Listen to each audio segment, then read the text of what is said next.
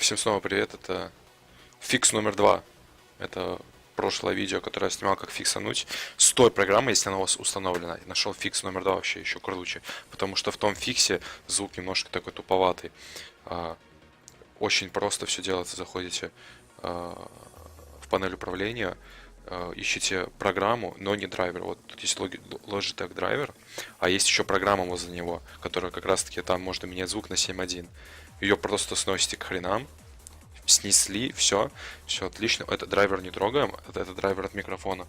И выход от звука и от микрофона вставляем опять же в этот USB вставляем, и у вас будет все прекрасно работать. Будут басы, будет все четко. Все четко и прекрасно. Так что, спасибо за внимание. Надеюсь, кому-то помог. Давайте, ребят, удачи.